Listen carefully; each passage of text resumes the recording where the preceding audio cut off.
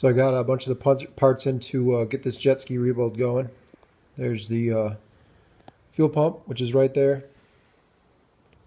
The fuel lines, which came with the fuel pump. It was a package from the part connection. Right there's their contact information. Real quick shipping on that. Found it through eBay. Then the gasket kit for the intake. And then the oil block-off plate, which is right there. Oil block-off plate is going to be a pretty simple install. Looks like it's a spot that's kind of hard to get to, but should be easy. That screw right there, dead center of the screen, there's one there, and there's one underneath it. I believe those are the only two that hold on the oil pump. So I'm going to take those two off and maybe put a little RTV on the inside of the block-off plate and then install that. Then I'll install the gaskets that go on each one of the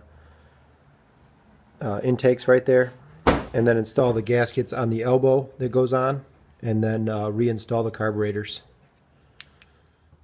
So the oil pump was extremely hard to remove. I wasn't able to get it off without taking the engine out. So I'm just going to plug it up with a bolt and a zip tie, which you can see I did right there. There's just a bolt in the end of the intake on the oil pump, and then I just zip tied it off, so there's no way air is going to get through there. I did a similar thing to each one of the individual carburetors. Just a bolt in the end with the oil tube going to the oil intake, and then just zip tied that as well. This is just temporary. I know I'm going to eventually take this engine out, and when I take it out I'll do all of this a much more high quality way. But for right now I just want to make sure it's running, make sure that there's no major problems with it. And if it's running, then I'll probably go back and redo everything a different way and paint it and make it look all nice. But for now I just want to make sure that everything major's dealt with. So basically you just got to put on a intake gasket. There is an upside down. The two holes that are closer together go on the bottom. The ones that are further apart go on the top.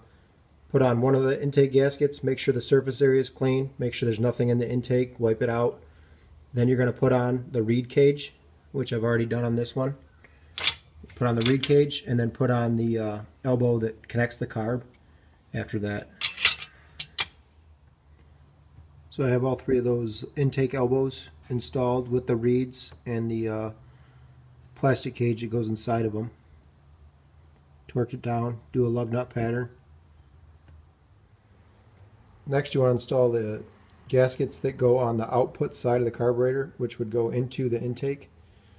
There's 6 of these.